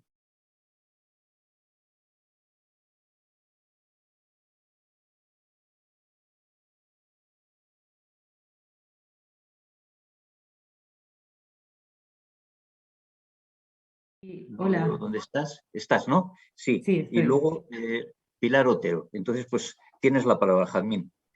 Vale, pues bueno, primero muchas gracias por organizar estas jornadas y por invitarnos a participar, porque realmente es una oportunidad para escuchar a personas que personalmente ya llevaba siguiendo desde antes, entonces es realmente interesante. Lo segundo, disculparme porque mi formación no es jurídica en absoluto, o sea que voy a entrar como por otro lugar al debate. Y luego presentarme brevemente, yo soy Jazmín Beirach, que soy portavoz de cultura de un partido de ámbito regional autonómico en Madrid, que es Más Madrid, que es digamos del arco progresista del Parlamento, lo digo digamos para la gente que estáis al otro lado, pues también para que ubiquéis desde donde hablo. Entonces, básicamente, muy breve. Yo creo que a la hora de preguntarnos por qué los derechos culturales o por qué estamos hablando de los derechos culturales, entiendo que no solo estamos defendiendo ni un derecho al consumo de un bien, digamos, por muy particular que sea, ¿no? Ni tampoco estamos defendiendo únicamente como el derecho a ejercer una profesión muy singular, que también, evidentemente, pero creo que cuando hablamos de derechos culturales estamos hablando de, digamos, de la cultura como aquello que permite de alguna manera construir su ciudadanía y participar de modo integral en la sociedad, ¿no? Y articular sociedad, y por eso pues también se lo vincula a los derechos sociales o los derechos políticos, ¿no? Entonces a mí me parece que esto es como lo que hay que poner en el centro cuando hablamos de derechos culturales, y que independientemente de que son fundamentales las leyes que se han ido construyendo, ¿no? Que para mí creo que son como los pilares que nos permiten hablar de esto, sí que es cierto que cuando se hace un análisis, yo lo que veo es que, y lo digo digamos como para reflexionar, para ver por dónde ir, ¿no?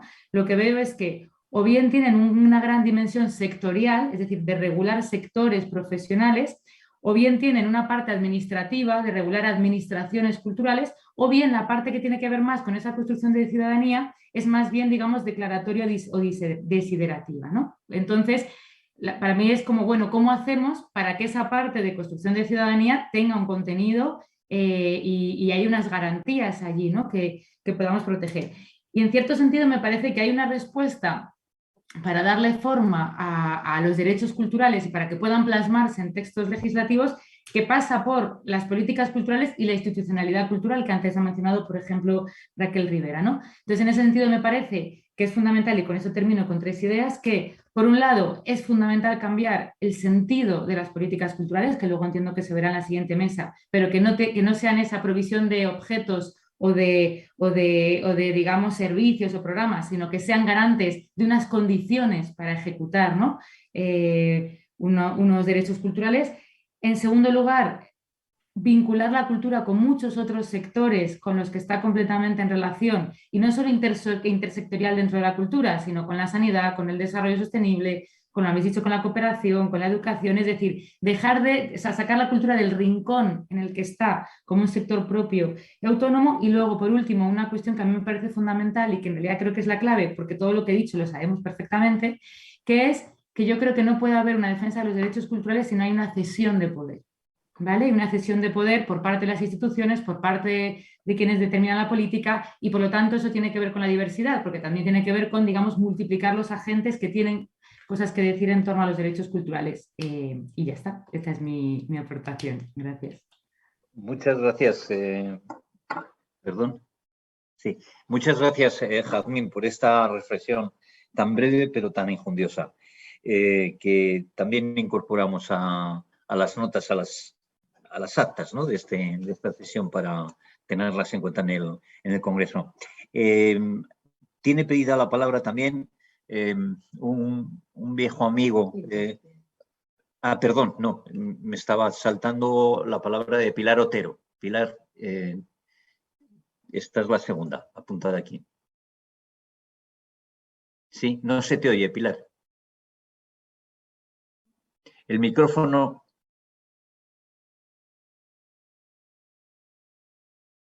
Pilar, no tienes conectado el micrófono.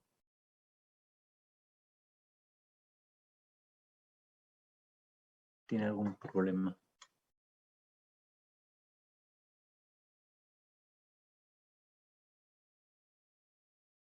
¿Hay algo más? Claro. Pues, no. Honorio. Pilar, mira a ver si puedes ir arreglando lo del micrófono. Luego te ofrezco la palabra de nuevo. En tercer lugar, tenía pedida la palabra Carlos Villaseñor, un viejo amigo de México al que hace mucho que no veía. Jesús, un gusto verte, igual que a tantos amigos aquí, Alfonso, Juan Luis, Alfonso, Castor, bueno, un montón de gente conocida.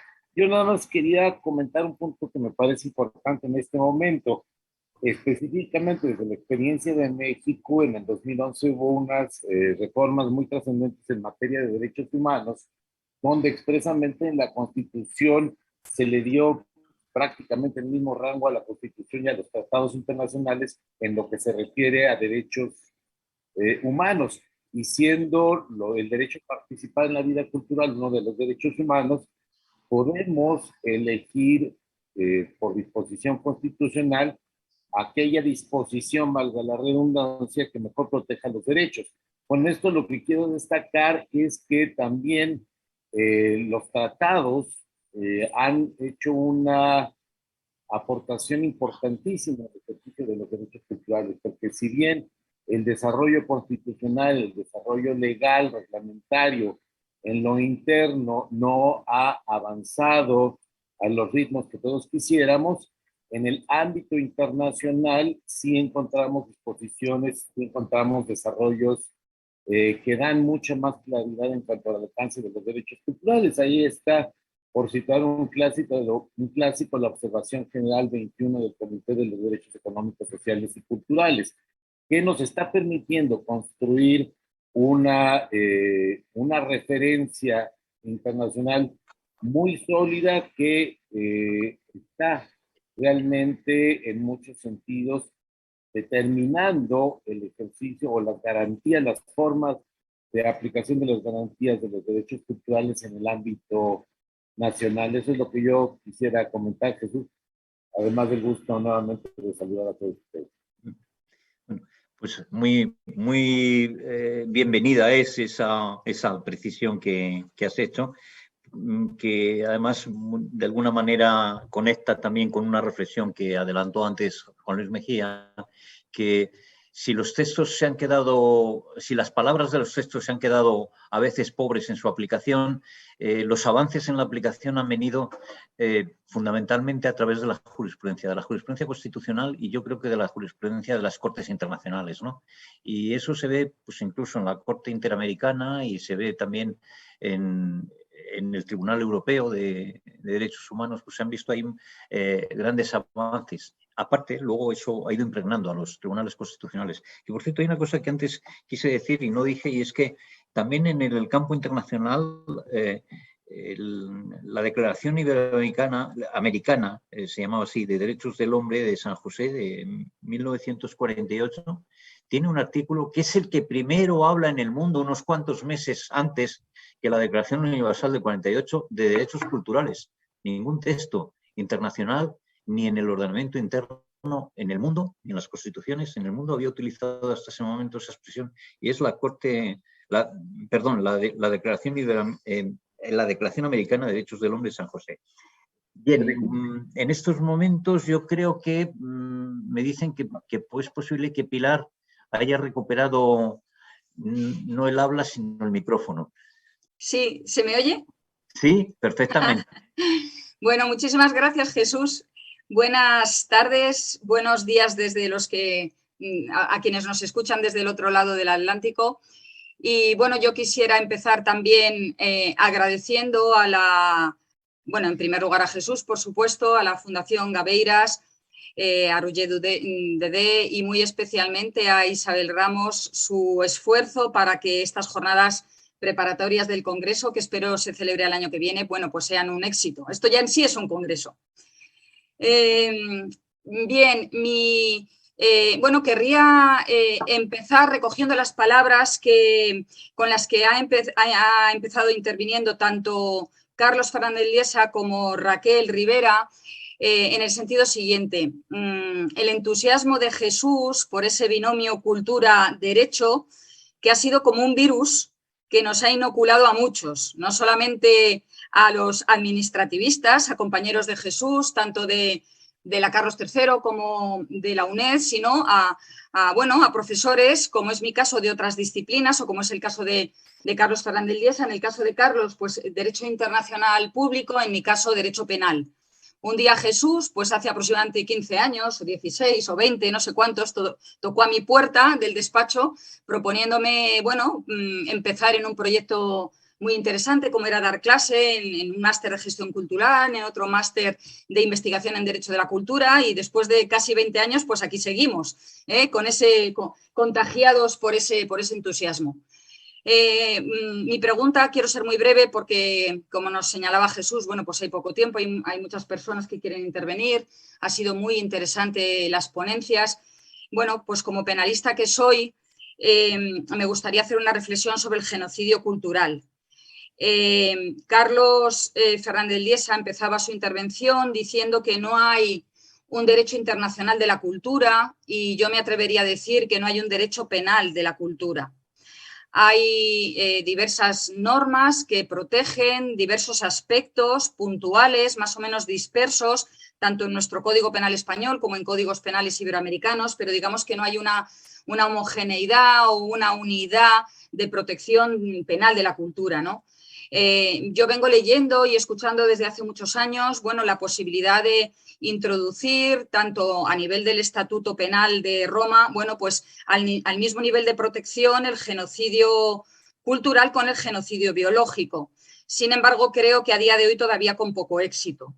Es verdad que hay algunas interpretaciones en nuestro Código Penal o en códigos penales similares donde intentan, forzando un poco el principio de legalidad, bueno, incluir ese genocidio cultural dentro de las disposiciones relativas al genocidio biológico, al genocidio que todos conocemos, pero sin embargo creo que no está bien recogido.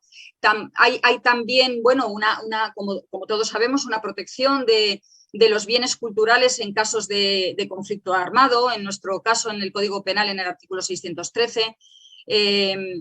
Carlos hablaba, bueno, pues lógicamente todo esto deriva de la Convención de la Haya del 54, pero creo de verdad que no está todavía acogido el desvalor total que supone destruir pues las bibliotecas, destruir todas las señas de identidad cultural de un pueblo con el propósito de destruir finalmente el pueblo, ¿no? Es decir, esa finalidad añadida que es lo que definiría el genocidio cultural.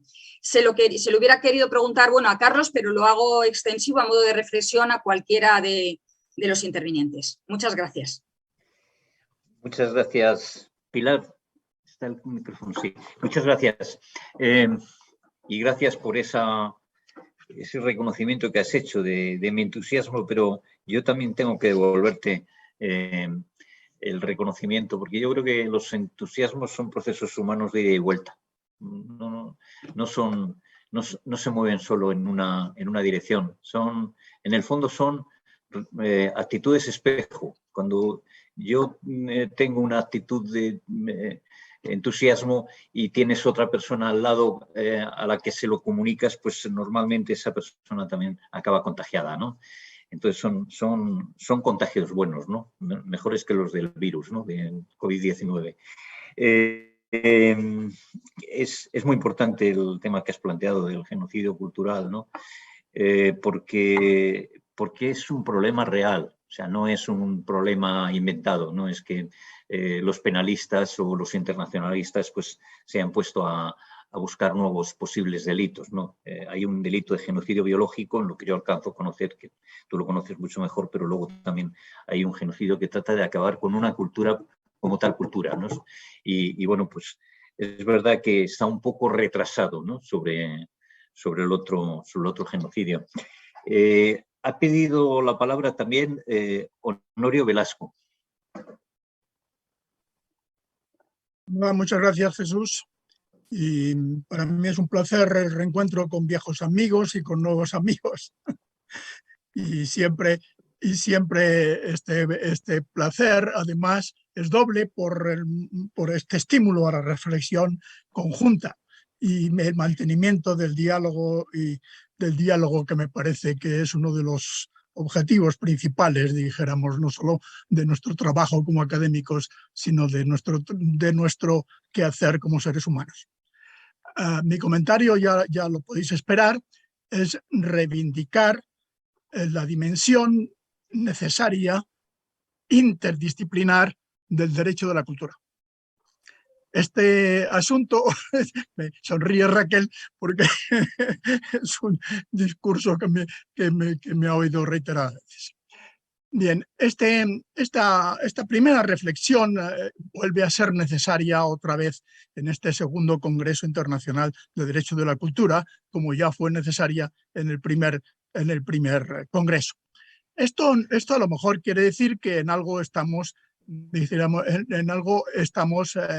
no progresando suficientemente. porque si necesitamos otros 25 años para reclamar la interdisciplinariedad, es que aún no hemos conseguido, entre otras cosas, algo básico. Y esto es el hecho, dijéramos, de que la comunicación, la interpenetración conceptual entre unos y otros dominios académicos, pues haya conseguido en ese sentido el uso de una terminología, de un vocabulario y la coincidencia en conceptos básicos. Una buena parte, entiendo, y coincido completamente con Juan Luis, como no, de las tensiones que estamos advirtiendo una y otra vez en los desarrollos legislativos, tanto constitucionales como de otro nivel, pues estas tensiones se deben fundamentalmente a esto. Es decir, al cabo de X años, aunque lo hemos intentado, aún no hemos hecho una nueva reflexión necesaria sobre el concepto de cultura y nos estamos contentando con mantener estos viejos conceptos con la esperanza de que en algún momento acaben produciéndose, dijéramos, algún encuentro, alguna coextensión que permita hacer eficaz el diálogo. Y esto efectivamente lo tenemos muy claramente, Juan Luis lo ha explicado muy bien, en todos este conjunto, diríamos, de imposibles resoluciones jurídicas, dijéramos, ajustadas sobre el pluralismo jurídico, que está precisamente en todas las constituciones que se han declarado plurinacionales. A mi modo de ver, yo no estoy diciendo de Carlos, ya otras veces lo he hecho así, yo creo que no creo el asunto que esté en la confrontación entre los universalismos y los nacionalismos. Para mí está fundamentalmente en ese sentido, como no, entre la universalidad y la relatividad, como principios, dijéramos, como principios básicos polarizados de esta comprensión de lo que estamos llamando los problemas del hecho de la cultura. Hay que hacer una nueva llamada de atención hacia la interdisciplinariedad y hacia la reflexión sobre el concepto de cultura, porque en particular no vamos a ser capaces, creo yo, de desarrollar suficientemente las legislaciones ni las políticas culturales que comprendan la diversidad si no hacemos eso. Este es un asunto que me permito una vez más con modestia volverlo a plantear y lo seguiré haciendo en tanto me soportéis. Gracias.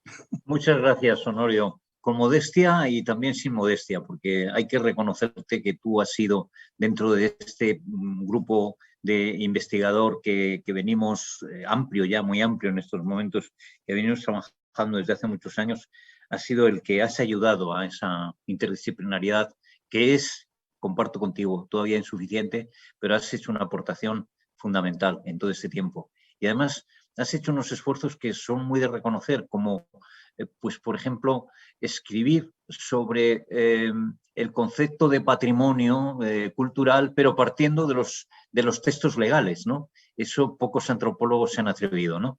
Y bueno, pues tenemos un gran reconocimiento. La interdisciplinariedad en este campo es imprescindible porque la cultura es un tema y un concepto tan complejo que no hay ninguna mirada de especialidad que hoy, ni la propia antropología, que es la que tiene el título más importante, creo, ¿no? Que no hay ninguna especialidad que sea capaz de ofrecernos unas mínimas ideas claras. Tenemos que hacer mesa común, poner mantel común y discutir, ¿no? Juntos, y ahí pues probablemente nos esclarezcamos más. Yo también aquí reivindico algo y no con esto quiero que se transmita como una visión excesivamente ingenua o buenista, que en la cultura esta interdisciplinaridad la deberíamos llamar la polifonía de los enfoques de la cultura, la polifonía científica de la cultura. Ahora tiene pedida la palabra Gerardo Daniel Padilla. Es la última intervención que se ha pedido por parte de los invitados y nos quedan 10 minutos y entonces lo que haremos será permitir que los ponentes, si quieren hacer alguna acotación a las líneas de reflexión que se ha abierto por los intervinientes en esta segunda fase, pues puedan tomar la palabra. Gerardo, tienes la palabra.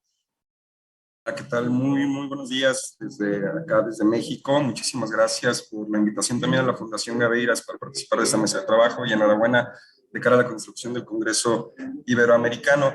Anclaría un poco mi reflexión de manera muy breve, sobre todo ligándola a un comentario que también me antecedió por parte del doctor Villaseñor y a partir de la experiencia mexicana, que tiene que ver con que a partir de este proceso también transformador que significó en México la reforma al artículo 1 de la Constitución, en el cual se atribuye esta responsabilidad a las autoridades de garantizar los derechos humanos, incluidos los culturales, ha comenzado a jugar un papel importante el asunto de la localidad o el asunto del trabajo a nivel local y no nada más nacional en ese ámbito de la garantía de los derechos culturales.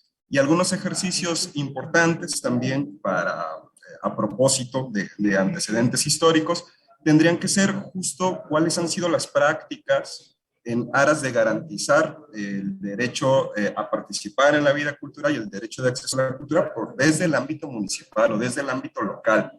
Y acá sobre todo me gustaría traer a colación las experiencias que han dejado, que han ido marcando pistas precisamente para irlas anotando de cara a la construcción del Congreso. Las pistas que, por ejemplo, nos ha dado la Carta de Derechos Culturales de Barcelona en 2002, la Carta de Derechos Culturales de Mérida, Yucatán, en México, de 2015, y a partir de allí experiencias que a lo mejor comenzaron a pasar de manera un poco más constante o en secuencia, o se encadenaron una tras otra, que fue la Declaración UNESCO-Zapopan, también en México, que hace un reconocimiento, un marco, genera una propuesta de marco de garantía de derechos culturales y equidad territorial para zonas metropolitanas, ese es del 2017. La Carta de Derechos Culturales de San Luis Potosí, promovida recientemente esta también de México, promovida desde el 2018 y que se emitió en conjunto con las oficinas de la UNESCO, con el programa Ibercultura Viva y que fue reconocida como buena práctica por el CGLU en 2021 y que hace un amplio reconocimiento también, un marco importante de derechos culturales que además se convirtió en un instrumento jurídico anclado a la municipalidad en el momento en que el ayuntamiento la adoptó y le dotó de un reglamento en el que se creó una institución cultural local, un Consejo Ciudadano de Cultura, una serie de orientaciones presupuestarias, de ejercicio de política pública, etc. La Carta de Derechos Culturales de Cuenca, Ecuador, que también dio una pista un poco a nivel subnacional, esta de 2018, cabe quizá recalcar que es una carta inconclusa o que más bien se llevó al plano quizá de la discusión internacional, es también una práctica reconocida por Agenda 21 de la Cultura y el CGLU, más no adoptada como a un nivel jurídico. También más recientemente y sobre todo una experiencia importante que nos puede dar pistas en el contexto de la pandemia fue la Carta de Roma por el derecho a participar libre y plenamente en la vida cultural del 2020, construida en ese contexto y por tanto una especie de estrategia de emergencia. Y finalmente, la más reciente en esta cadena de cartas de las que estoy hablando, que es la Carta de Derechos Culturales de Niterói, Río de Janeiro, Brasil, publicada apenas en diciembre del año pasado y que marca una serie también de pistas sobre ejercicio de derechos culturales a nivel de la cultura viva comunitaria o a nivel de las organizaciones culturales de base. Entonces, un poco que las traigo a colación como parte de estas reflexiones que nos pueden también ayudar a identificar el papel que de repente los gobiernos locales, que son las autoridades más próximas a la ciudadanía, tienen en la tarea de garantizar el derecho a la cultura. Muchas gracias, Gerardo Daniel. Ya tenemos que cerrar, pero no quiero privar a los ponentes de la posibilidad de hacer alguna precisión o ofrecer algún matiz en relación con las intervenciones que ha habido después de sus ponencias. Carlos no está, estáis Diana, Juan Luis y Raquel. Entonces, bueno, pues si queréis comentar algo, tenéis la palabra. ¿No? Bueno, pues entonces, muchísimas gracias a todos por habernos acompañado en este rato, también por vuestras aportaciones, vuestras contribuciones que no terminan aquí. Esto es simplemente un primer pasito de un proceso que abrimos hoy y que bueno, pues tendrá su hito más importante dentro de un año y pico. Ya os iremos teniendo informados de forma permanente de cómo vamos avanzando en la construcción del Congreso. Mucha suerte en vuestras tareas en las que estáis participando ya en este proceso de construcción de un derecho de la cultura de más calidad y más comprometido con los valores sociales y con las necesidades de nuestras sociedades, de las necesidades de vivir mejor, porque la cultura ayuda a muchas cosas, pero fundamentalmente ayuda a vivir mejor y a entendernos mejor también.